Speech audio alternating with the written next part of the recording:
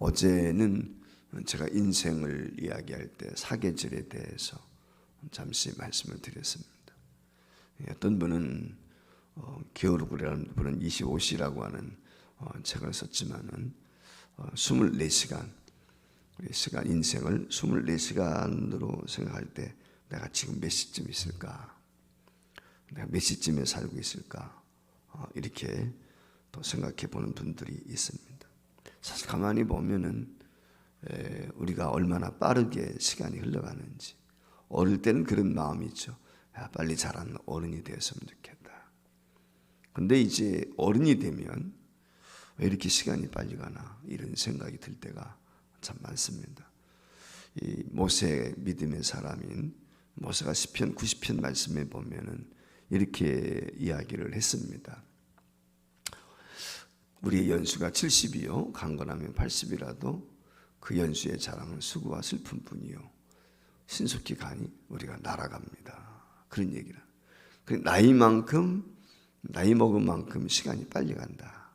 뭐 그런 얘기를 종종 어르신들이 이야기하지요. 아마 여러분들이 살아오시면서 참 시간이 빠르구나 이런 생각을 가지라고 생각이 듭니다. 이렇게 날아가듯 한 삶을 시간 속에서 정말 무엇을 우리가 어떻게 사는 것이 가치 있는 삶일까? 그래서 오늘 여기 남은 날 계수한다라고 하는 말의 의미는 무의미하지 않게 사는 거죠. 그래서 시간을 헛되게 허비하지 않는 거죠. 우리가 예배서 5장에도 보면은 세월을 아끼라, 때가 악하다 그렇게 우리에게 말씀을 했는데 그 세월을 아끼라라고 하는 이 말의 원어적인 의미는 시간을 사는 거예요. 시간이 돈이다. 그런 이야기 옛날에 들어보셨지 않습니까? 그러니까 시간이 그만큼 중요한 거죠. 우리가 어떤 일을 열심히 하다 보면 시간이 없어가지고 제대로 끝을 맺지 못할 때도 종종 있거든요. 조금만 더 시간이 있었으면. 우리가 시험을 볼 때도 그렇거든요. 아이들이 몇 분 주어진 시간 내에 시험을 치른단 말이에요. 근데 어떤 아이들은 그 시간 전에 넉넉히 문제를 푸는 아이가 있는가 하면은 어떤 아이는 좀 모자라다. 조금만 시간을 더 줬으면 좋겠다. 이런 생각이 들 때도 있거든요.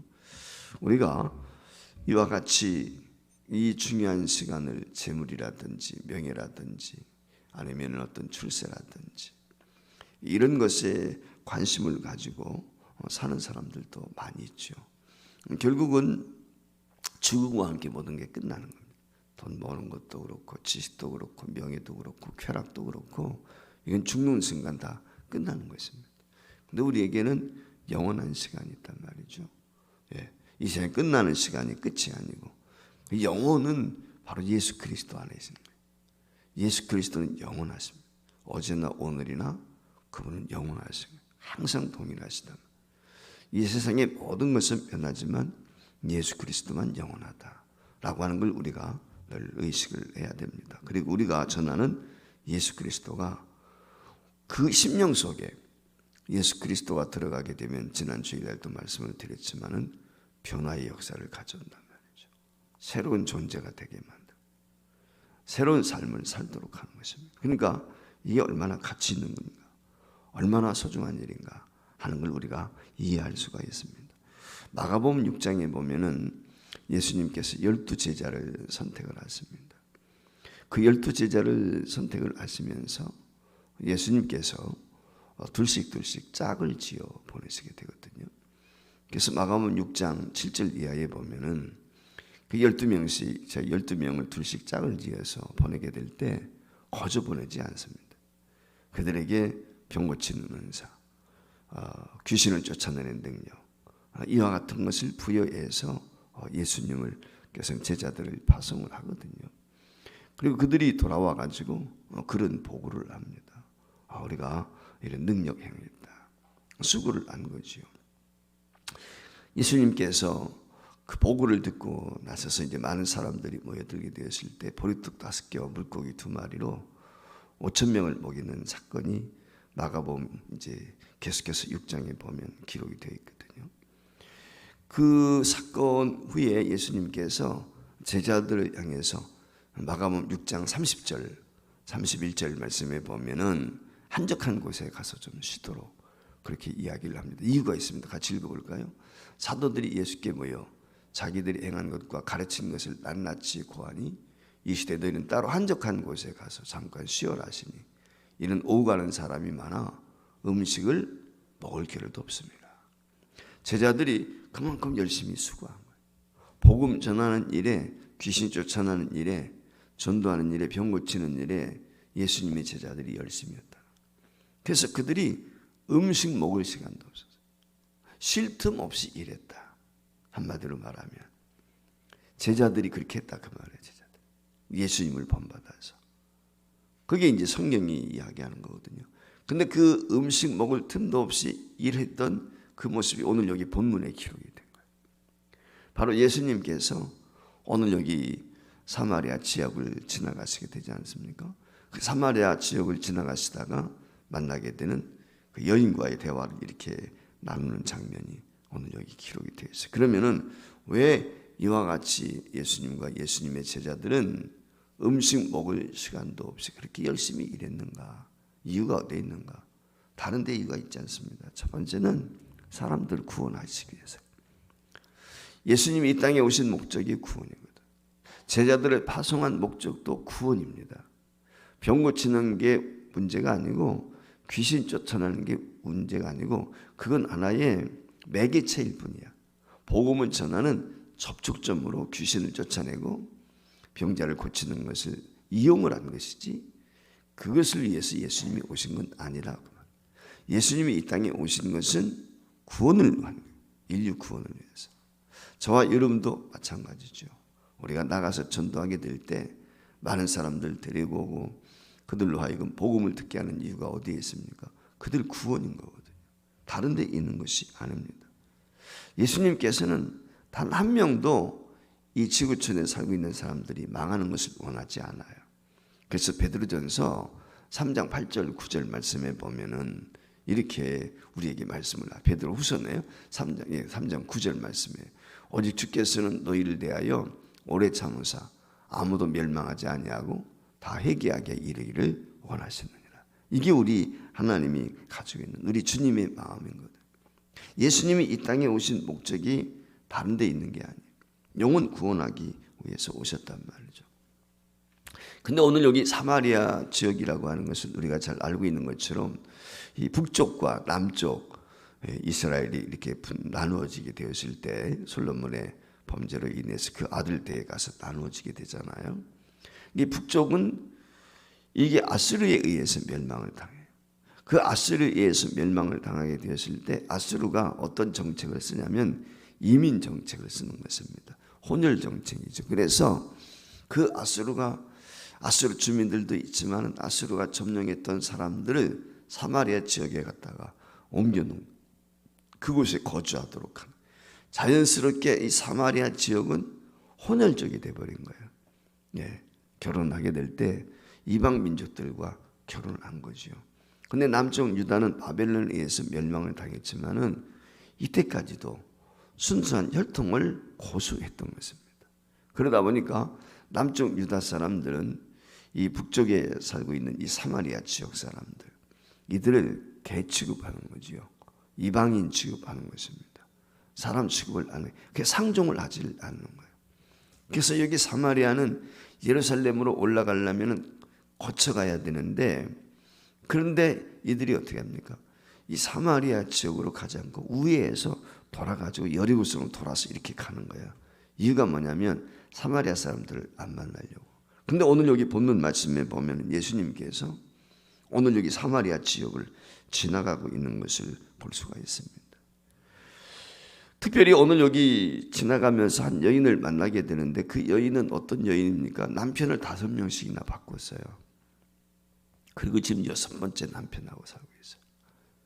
남편들한테 버림을 받은 여인인지 아니면 이 여인이 남편을 버린 여인인지 그건 알 수가 없어요. 그러나 분명한 사실은 남편을 6번째 남편을 지금 같이 살고 있다라고 하는 말은 남자 없이는 또 못 사는 여자인 거야. 아니면 남자들이 그 여인이 얼마나 미인인지 그건 잘 모르겠지만은 그렇지 않습니까? 이런 여자가 어디 있습니까? 개인적으로 보면 세상적으로 기구한 인생이지요. 한 남편하고 사는 것도 힘들고 버거울 때가 있는데 솔직히 말씀을 드리면, 그런데 6명씩이나 지금 5명씩이나 바꿔치고 6번째 남편하고 살고 있다. 그러니까 얼마나 기구한 운명입니까? 그러니까 이 사람이 어떻게 합니까?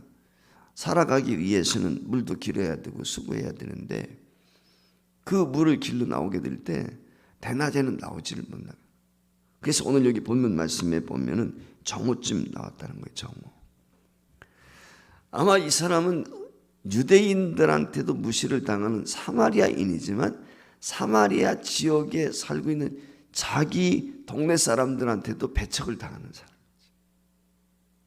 자기 동네 사람들도 싫은, 아마 손가락질 다 했을 거예요.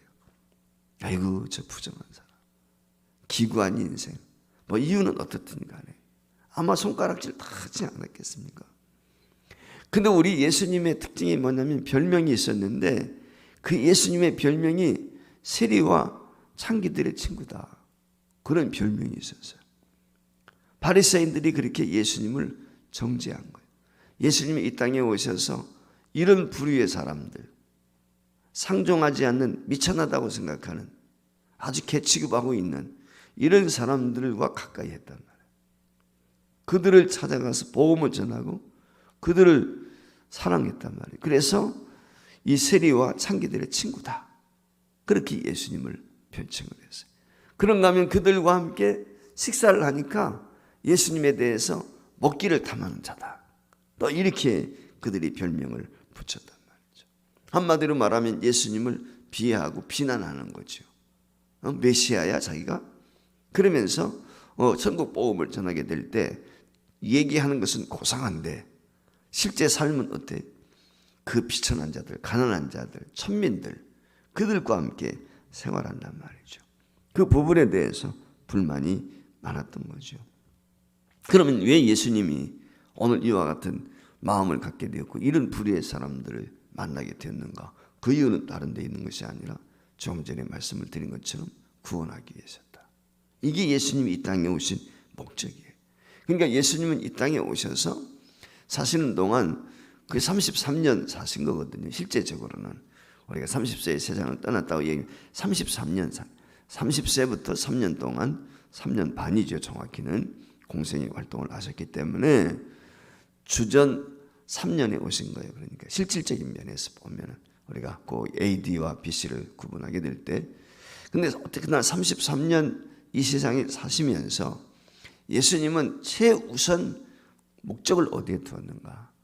우리가 바쁜 일이 있고 중요한 일이 있고 일을 할 때도 그렇지 않습니까? 바쁜 일도 먼저 해야 됐지만 사실은 먼저 해야 될 건 중요한 일을 먼저 해야 되는 거죠. 그러니까 우리가 그 우선순위를 정하는 거예요. 어떤 일들이 복잡하게 있을 때 내가 무엇을 먼저 할까? 중요한 것부터 먼저 하게 돼 있죠. 그래서 그 중요성에 따라서 일들 순서를 정하고, 아무래도 덜 중요한 건 나중에 해도 되고 안 해도 되는 건 굳이 해야 될 일이 없지 않습니까? 그러니까 꼭 해야 되는 것, 거기에 먼저 우선순위를 둔단 말이죠. 그러니까 우리가 시간 배정을 하고 계획을 세우게 될 때, 타임테이블을 만들게 될 때 뭐가 중요한지, 오늘 하루 일과가 어디에 중요성이 있는지 그걸 우리가 먼저 생각하지 않습니까? 오늘 역시 마찬가지예요. 예수님은 그의 삶의 최우선순위에, 제자들도 마찬가지입니다. 최우선순위 어디에 뒀느냐? 전도하는 일에 뒀다. 오늘 여기 말씀에 보면 예수님이 수가성 그 여인 우물가를 찾는 시간이 몇 시냐면 정오라고 그래서 정오 12시입니다. 유대력으로 오늘 여기 6시거든요. 6시라고 하는 말은 아침 우리 시간으로 새벽 6시가 1시야. 6시가 1시. 그러니까 6시면 12시를 말씀하는 거예요. 그럼 12시는 유대인들이 활동하지 않는 시간이에요. 왜냐하면 더위 때문에 가장 뜨거운 날씨니까. 시골에서 어릴 때 자랄 때 보면은 농부들도 이 점심 먹고 나서는 쉽니다. 좀 낮잠을 잔단 말이죠. 그 이유는 너무 뜨거우니까 그 더운 시간은 일날. 그런데 중동 지방은 더 말할 필요가 없죠. 굉장히 뜨겁. 물론 그늘에 들어가면 시원하지만은 밖에는 어마어마하게 뜨겁거든요. 40도 50도 가니까 얼마나 뜨겁겠어요. 일할 수가 없는 거죠. 그런데 오늘 예수님이 그 시간을 찾아가시고, 왜? 이 여인은 다른 사람들이 물길로 오는 시원한 아침이나 저녁 시간에는 창피하고 부끄러우니까 못 오는 거야. 그러니까 사람들이 피하는 그 시간에 자기가 살아야 되기 때문에 물길로 왔단 말이지. 예수님은 이 여인의 형편을 아는 거예요. 알고 가신 거예요. 그리고 제자들은 피곤해하시는, 액노에 피곤하신 예수님을 잠시 쉬게 하고 먹을 것을 얻으러 동네로 들어갔다는 거예요. 그때 여인을 만나서 그에게 물에 대한 얘기, 생수에 대한 이야기를 오늘 여기 나누고 있는 거거든요. 우리가 마태복음 20장 28절 말씀에 보면 예수님이 이 땅에 오신 목적을 분명히 우리에게 말씀을 했습니다. 마태복음 20장 28절 말씀에 보면 예수님께서 무엇이라고 이야기했느냐면, 인자가 온 것은 섬김을 받으러 함이 아니라 섬기기 위해서 오셨다. 이게 우리 주님이 이 땅에 오신 목적이에요. 섬기기 위해서 오시는데 어떻게 자기를 대속물로 십자가에 주시기까지 최고의 사랑을 우리에게 베풀어 주세요. 이것이 예수님이 이 땅에 오신 목적이고, 그 목적을 이루기 위해서 자신의 삶의 일정 가운데 최우선을 두는 거예요. 그래서 제자들이 먹을 것을 가져왔지만 그거 먹잖아요. 누가 먹을 것 갖다 줬는가? 계속해서 내용을 보면 내 양식은 다른 데 있다는 거예요. 복음을 전하는 것. 우리가 일 열심히 하다 보면 어때요? 배고픈 줄도 모르잖아요. 허기지는 줄도 모르고 그 일에 집중할 때가 있단 말이에요. 열심히 공부하는 아이들 보면 엄마가 밥 먹어라 그러면 어떻게 해요? 이게 이 문제 풀고 좀 이따가 하겠다고. 그런 애들은 공부 좀 하는 거야. 공부하라 해서 하는 게 아니라 정말 공부에 목숨을 거는 아이들 보면은 부모들이 그만했으면 좋겠다. 좀 쉬어가면서 해라 할 정도로 그렇게 열심히 되는 거예요. 주님이 그러신 거예요. 지금 예수님이 이 땅에 오셔서 그런 거죠. 요한복음 15장에 보면 친구에 대한 이야기를 해주죠. 자기 목숨을 친구를 위해서 버리는 자는 가장 큰 사랑을 베풀어. 근데 예수님이 내가 너희를 위해서 목숨을 버린다. 너희는 내 친구다. 주님이 이 땅에 오신 목적, 이유, 그건 바로 복음 전파. 제가 이 말씀을 드린 이유는 저와 여러분이 어제도 말씀을 드렸지만 우리의 사는 목적, 우리가 어디에 최우선을 둬야 될까? 우리 삶의 목적이 어디에 있을까? 자, 지금까지 어떻게 보면 여러분들이 살아오시는 동안에 연세가 좀 있으신 분들은 세상 위에서 열심히 살았죠. 그렇지 않습니까? 먹고 마시고 자식들 뒷바라지 않고 열심히 잘하셨습니다. 근데 이제만큼은 복음 전한 일에 열심히 됐으면 좋겠어요. 거기에 최우선순위를 뒀으면 좋겠어요. 자녀들에게, 가족 식구에게 가장 우선해야 될 거. 우리가 언제 세상 떠날는지 아무도 예측할 수가 없어요. 그 떠나기 전에 우리가 가장 우선순위 둬야 될 거, 그건 복음 전파다. 주님 앞에 섰을 때 자랑할 것은 내가 얼마나 돈 벌었습니다. 내가 얼마나 출세했습니다. 내가 이런 권력을 그 아무 쓸모도 없는 거예요. 죽음과 끝나는 거예요. 그 동시에. 그런데 영원히 천국에까지 가져가는 게 있어요. 그게 상급이에요. 상급. 주님을 위해서 헌신했던. 그 중에서도 가장 빛나는 건 뭐예요? 전도 영혼 구원이에요. 몇 명 구원했냐? 몇 명의 복음 전했냐? 그거예요. 그게 상급이에요. 그게 별이에요. 그게. 네. 그게 하나님이 원하시는. 오늘 저와 여러분이 다 오는 주일에도 우리 가족들을 주님 앞으로 꼭 전도할 수 있도록, 특별히 낙심자들, 이런 분들이 좀 전도되어져서 우리 교회에 왔으면 좋겠다.